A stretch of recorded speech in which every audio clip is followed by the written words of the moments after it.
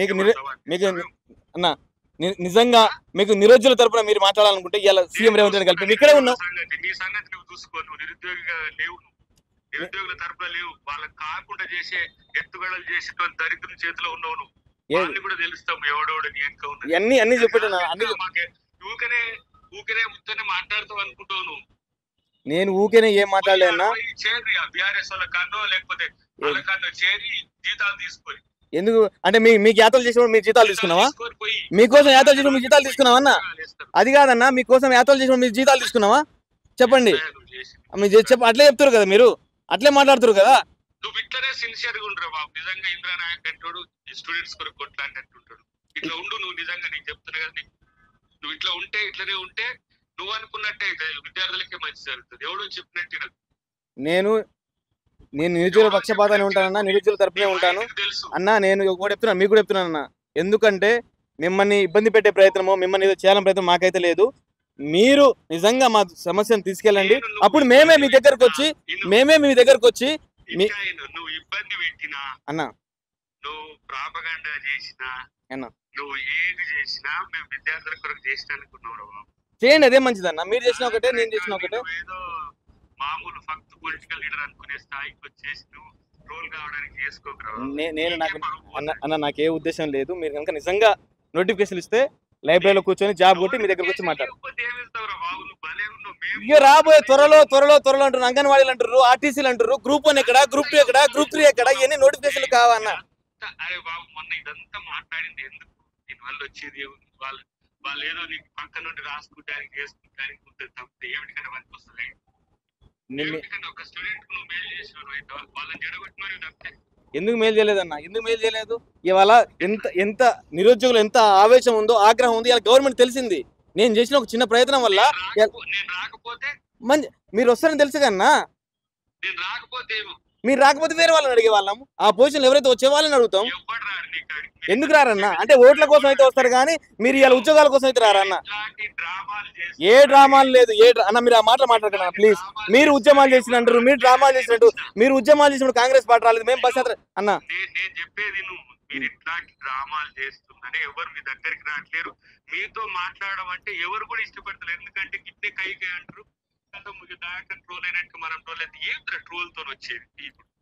Troll తో వచ్చేది జనానికి మేలు జరిగేది కాదు. పెంచుకొని 1,00,000 వ్యూస్ తోని వాళ్ళకు పని లేక వాళ్ళు చేస్తారు. థంబ్నెయిల్స్ పెడితే 1,00,000 వ్యూస్, 2,00,000 ఏమైతుంది దాంతో? ఒక్క స్టూడెంట్ జీవితం బాగుపడుతుందా?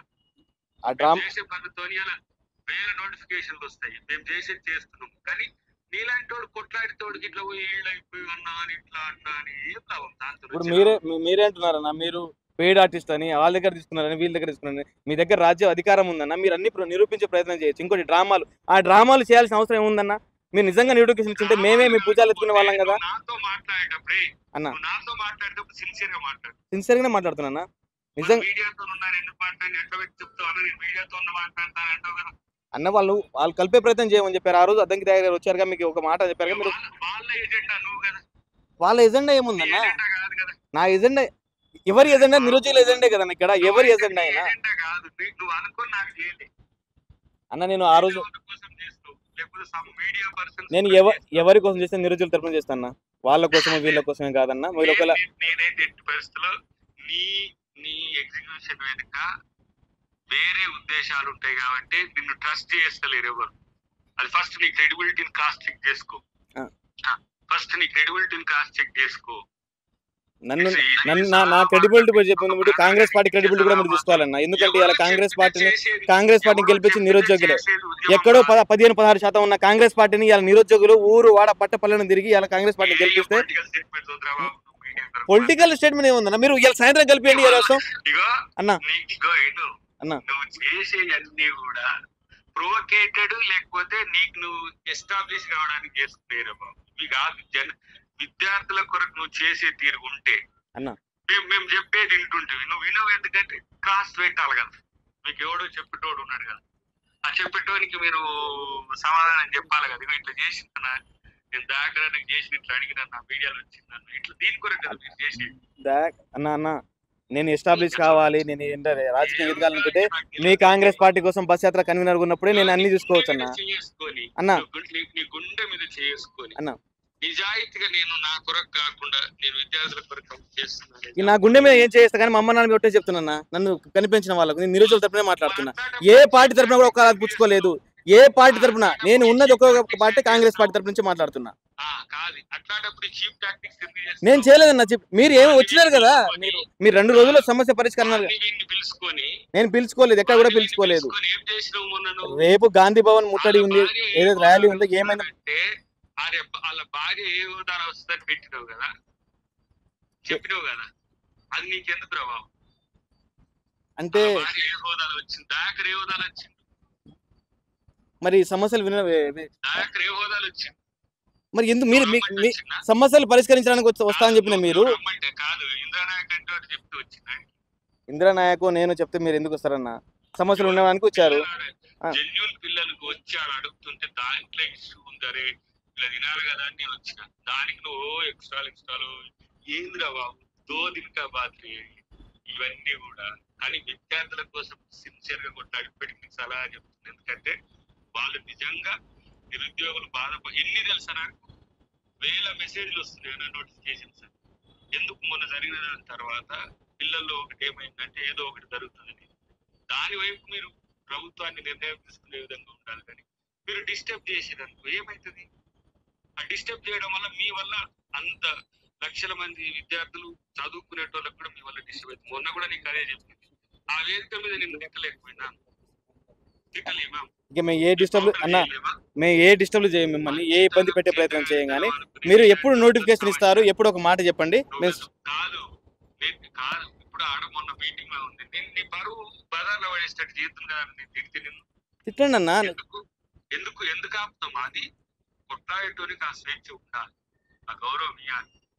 విద్యార్థుల కొరకు కానీ నిరుద్యోగుల కొరకు కానీ కొట్లాడుతుంది చూస్తూ దాన్ని మళ్ళా నేను పిలుచుకొని ఇవన్నీ ఎక్స్ట్రా అనిపించలేదని. నేను ఎక్కడ ఇవన్నీ పిలవలేదు. రేపు ముట్టడి ఉంది కాబట్టి, శాంతి ధర్నా ఉంది కాబట్టి దానికోసం నీ దగ్గరికి ఇంకోటి వస్తున్నారా బాబు అద్దంకి దాకా చేయబట్టి వచ్చి ఇంకోటి నీతో మాట్లాడడానికి వస్తాడా? మరి ఎందుకు అన్న? ఓట్ల కోసం వస్తారా అన్న? వస్తాడా? ఓట్ల కోసం వస్తారా? వచ్చినప్పుడు చేయి, నువ్వేం చేస్తావు? మరి మీరు నిజంగా దమ్ముంటే 60,000 ఉద్యోగాలు ఇచ్చారనుకోరు, దాని గురించి మాట్లాడండి అన్న, చర్చలు పెట్టండి. ఎందుకు మమ్మల్ని బెదిరించే ప్రయత్నాలు చేస్తున్నారు మీరు? నాకు అర్థం కాదు. 60,000 ఉద్యోగాలు ఇచ్చారు కదా. ఇప్పుడు మీరు అంటున్నారు కదా 2 రోజులు ఎక్కడుంటారు భయ చెప్తున్నారు. 2 రోజులు ఎక్కడుంటా? నేను స్టడీ హాల్లో ఉంటా, కొత్తపేటలో ఉంటా అన్న. నా బాసులు ఎవరు? నా బాస్ ఉన్నది ఒక రేవంత్ రెడ్డి గారే, ఓకేనా? ఇంకెవరు ఉన్నారా? నాకు ఏకైక బాస్ రేవంత్ రెడ్డి, కాంగ్రెస్ పార్టీ రాహుల్ గాంధీ, వాళ్ళ బాసులే నాకు. వాళ్ళు చిక్కడపల్లి లైబ్రరీకి వచ్చి హామీ ఇచ్చారు. మీరు మీ పక్కనే, నేను మీ పక్క ఊరే నల్గొండలో నాగన్న సాగర్. చెప్పండి మా ఊరి పేరు అడగండి, మా నాన్న పేరు అడగండి. నా ఊరైతే మాత్రం నష్టమేంటో, నా వాడైతే మాత్రం నష్టమేందు, జనం కొరకు కొట్లాడు. ఇలా నిరుద్యోగుల తరపునే కొట్లాడుతున్నాం అన్న. సరే ఇవన్నీ మాకు ఎప్పుడు కల్పించే ప్రయత్నం చేస్తారు. సమస్యలు బాధల కొరకు కొట్టాడు కానీ ఎవడో ఇచ్చే పేమెంట్స్ కొరకు చేయలేదు. మళ్ళా నిరుద్యోగులు పేమెంట్స్ బ్యాచ్ అని పెయిడ్ ఆర్టిస్ట్ అంటున్నారా మీరు? దీన్ని ఎవడు పెట్టిండో ఫేస్బుక్ లలో ట్విట్టర్ లలో వాడిని చూసుకో, ఎవడు మీ పెడుతున్నాడు, ఎవరికి మెయిల్ చేస్తున్నాడు? విద్యార్థులకే మెయిల్ చేస్తలే మీరు, అర్థమైందా? మంచిగా తీసుకురా, అందరూ నిరూపించండి అన్న, నిరూపించండి. ఎవరు తీసుకుంటున్నారు? అందరు మీడియా అంతా తీసుకుంటారు. ఎందుకంటే నువ్వు చేసిన దాని కొరకు, విద్యార్థుల కొరకు కాదు. సరే మీరు ఎట్లా అనుకుంటే నిరుద్యోగులతో మాట్లాడండి, సమస్యలు ఉన్నాయి పరిష్కరించండి. తొందరగా డేట్ చెప్పండి, మాకు ఎప్పుడు ఒకవేళ అవైలబుల్ ఉంటారు అప్పుడే వస్తాం. నీకు చెప్పాల్సిన అవసరం ఎందుకు లేదంటే నువ్వు మొత్తం బ్యాచ్ వేరే నీది, అందుకనే నీ బాస్ ఉన్నాడు. నేను ఎవరైతే రియల్ స్టూడెంట్స్ ఉన్నారో వాళ్ళకి చెప్తాం, అర్థమైందా? సమస్యలు వీళ్ళు ఎవరైతే కొట్లాడతారో, ఎవరైతే మాట్లాడతారో వాళ్ళని పేడ్ బాట్, ఇది కామన్. కానీ సరే అన్న, మంచిదన్న. థ్యాంక్ యూ అన్న. ఏం చెప్తారు ఇప్పుడు మీరు విద్యార్థి కాదంటున్నారు. ఇప్పుడు మీరే చూసారు కదా, ఇప్పుడు ఎవరైతే కొట్లాడుతున్నారో, ఎవరైతే చేస్తున్నారో వాళ్ళనే పేడ్ ఆర్టిస్ట్ చెప్తూనే ఉన్నారు. మేము వీళ్ళ కోసం కొట్లాడలేదా? యాత్రలు చేయలేదా? ఎవరు మీ బాస్? మా బాస్ ఏకైక బాస్ ఒకటి రాహుల్ గాంధీ. మా బాస్ రాహుల్ గాంధీ ఆయన వచ్చిండు కాబట్టి, చిక్కడపల్లి లైబ్రరీకి వచ్చిండు కాబట్టి, ఆయన 2 లక్షల ఉద్యోగాలు ఉన్నారు కాబట్టి ఇలా మేము ఆయనను అనుసరించే ప్రయత్నం చేశాము. ఇవాళ వీళ్ళు ఏమంటారు, మీరు మీ బాస్ ఎవరు? మా బాస్ ఎవరు లేరు. రాహుల్ గాంధీ ఉన్నారు, కింద రేవంత్ రెడ్డి గారు ఉన్నారు. మేము కాంగ్రెస్ పార్టీ కోసం పనిచేసిన వ్యక్తులమే, మేము కాంగ్రెస్ పార్టీ కోసం యాత్రలు చేసిన వ్యక్తులమే. మా దగ్గర ప్రూఫ్స్ ఉన్నాయి. ఏం కూడా అబద్ధాలు ఏం మాట్లాడతలేము మేము, అన్ని ప్రూఫ్స్ ఉన్నాయి. కాంగ్రెస్ పార్టీ కోసమే పనిచేసిన వ్యక్తులం మేము. ఇలా కాంగ్రెస్ పార్టీ కోసం నిరుద్యోగుల కోసం ఇలా నోటిఫికేషన్ ఇవ్వమని చెప్తున్నాము. ఇలా ఏం మాట్లాడుతున్నారా దయాకర్ గారు? చీప్ ట్రిక్స్ మాట్లాడుతున్నారు. అంటే ఇలా నిరుద్యోగులు చీప్ ట్రిక్స్ ఆడుతున్నారా? మీరు నిజంగా మీకు దమ్ము ధైర్యం ఉంటే అశోక్ నగర్కి వచ్చి 60,000 ఉద్యోగాలు ఇచ్చారని చెప్పి ప్రెస్ మీట్ పెట్టే ప్రయత్నం చేయండి. లేకపోతే మేము నోటిఫికేషన్ ఇస్తున్నామని చెప్పేసి దాని మీద ఏమైనా సమస్యలు ఉంటే విన్నవించే ప్రయత్నం చేయండి. అవన్నీ కాదు, వాళ్ళకు ఎంతసేపు కాలాన్ని పొడిగించాలి. కాంగ్రెస్ అంటేనే కమిటీలు అంటే కాంగ్రెస్. ఇలా ఒక మాట చెప్తున్నాను, నేను ఎవరు మనిషిని ఇలా బీఆర్ఎస్ ఉందా బీజేపీ పక్కన పెడితే నేను ఫస్ట్ నిరుద్యోగుల తరపున కాంగ్రెస్ పార్టీ కోసం బస్ యాత్ర చేసిన వ్యక్తిని. నేను వాళ్ళ గురించి ఏం తక్కువగా మాట్లాడలేను. గత బీఆర్ఎస్ ప్రభుత్వం చేసిన అన్యాయాలను వద్దని చెప్పేసి ఇలా కాంగ్రెస్ పార్టీని గెలిపించుకున్నాం. అంత మాత్రాన ఇలా వీళ్ళ కోసం అంటే వీళ్ళ వ్యతిరేకంగా మాట్లాడితే ఇలా బీఆర్ఎస్ పార్టీ వ్యక్తి అవుతాను నేను. కాబట్టి ఒకే ఒకటి చెప్తున్నాను, నిరుద్యోగులారా ఏవైతే ఉన్నారో మీరు నిజంగా వీళ్ళ మీద నమ్మకం పోయింది ఇప్పటి నుంచి. అసలు ఇప్పుడైతే అసలే పోయింది. ఎందుకంటే వీళ్ళు 2 రోజులు అని చెప్పేసి ఇలా వారం రోజులు అయిపోయింది. దయాకరణ కూడా మాట్లాడారు.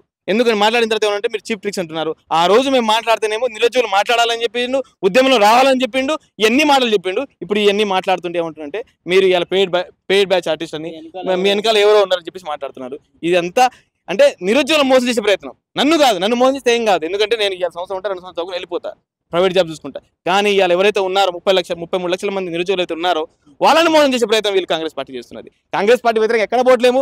కాంగ్రెస్ పార్టీ సిద్ధాంతాలు అందరూ గౌరవిస్తున్నారు. ఇవాళ 2 లక్షల ఉద్యోగాలు ఏదైతే మేనిఫెస్టోలో పెట్టారో ఆ హామీలనే మేము నెరవేర్చమని కోరుతున్నాం. కానీ మాకేదో విల్లాలు కార్లు మాకు ఎమ్మెల్సీ పదవులు ఇవ్వని చెప్పి ఎవరు కూడా ఏ నిరుద్యోగి కూడా ఇలా ప్రెస్ మీట్ పెట్టే ప్రయత్నం చేయలేదు. సమస్యలు ఉన్నాయి. ఇలా జేఎల్ సమస్య ఉంది, డిఎల్ సమస్య ఉంది, గ్రూప్ 1 ఉన్నాయి, గ్రూప్ 2 ఉన్నాయి, జియో 20 ఉంది, 46 ఉన్నాయి. ఇవన్నీ సమస్యలు ఉన్నాయి. ఇవి విన్నవించే ప్రయత్నం చేయండి. రేవంత్ రెడ్డి గారికి ఒకే చెప్తున్నాం, మీ పార్టీ కోసం బదనాం చేసే వాళ్ళు కొంతమంది ఉన్నారు, వాళ్ళని నమ్మకండి. నిజంగా జెన్యూన్ గా కిందకు పోరాడుతున్న వ్యక్తులు ఉన్నారు, వాళ్ళని పిలిపించి మా సమస్యని సార్ట్అవుట్ చేసే ప్రయత్నాలు చేయండి. ఎవరైతే మధ్యలో ఉన్న వాళ్ళు ఉన్నారో వాళ్ళ అధికారం కోసం, వాళ్ళ మంత్రి పదవుల కోసం, అధికార దాహం కోసం మాట్లాడే ప్రయత్నాలు చేస్తున్నారు. కానీ ఇలా దయాకరణ మాట్లాడుతున్న విషయం ఏంటంటే ఇలా మీరు అసలు నిరుద్యోగులే కాదంటున్నారు. మేము గ్రూప్ 2 రాసినాం, గ్రూప్ 3 రాసినాం, గ్రూప్ 1 రాసినాం. ఎందుకు రాలేమో క్వశ్చన్ మీరు అడగొచ్చు. ఎందుకు రాలేదు వీళ్ళు అన్ని రాసినా కూడా? ఎందుకంటే మాకు ఎందుకు రాలేదంటే మేము కాంగ్రెస్ పార్టీకి యాత్రలు చేసినప్పుడు మేము బయటకు వచ్చినప్పుడు తిరుగుతున్నాం, మాకు టైం సరిపోలేదన్న. వాస్తవానికి మాకు టైం సరిపోక మేము వీళ్ళ కోసం ఆఖరికి ఎంపీ ఎలక్షన్లో కూడా వీళ్ళ కోసం తిరిగాం, ఎంపీ ఎలక్షన్స్ కోసం. మళ్ళీ ఇప్పుడు వస్తే మా జీవితాలు మారుతాయని చెప్పేసి కొత్త నోటిఫికేషన్ ఇయ్యండ్రా బాబు అని చెప్పి మాట్లాడుతుంటే ఇలా పెయిడ్ బ్యాచ్ ఆర్టిస్ట్ అంటున్నారు వీళ్ళు. కాబట్టి ఇలా నిరుద్యోగులు అందరూ గమనిస్తున్నారు ఎవరు నిజంగా పోరాడుతారు, ఎవరు నిజంగా పోరాడలేరు, ఎవరు నిరుద్యోగులు ఉన్నారు కాంగ్రెస్ పార్టీ అందరికీ తెలుసు. కాబట్టి రేపు ఏదో శాంతి ధర్నా ఉందో అందరం ఎవరైతే అన్ని సమస్యలు ఉన్న వాళ్ళు ఒక వినతి పత్రం రూపంలో మనం శాంతియుతంగా గాంధీ భవన్కి వెళ్ళి మాట్లాడే ప్రయత్నం చేద్దాం. వాళ్ళు ఉంటారా ఉండరా అనేది వాళ్ళ విజ్ఞతకి వదిలిపెడతాం. మన సమస్యను అయితే ఫస్ట్ అయితే గాంధీ భవన్ తీసుకెళ్ళి మాట్లాడదాం. Thank you.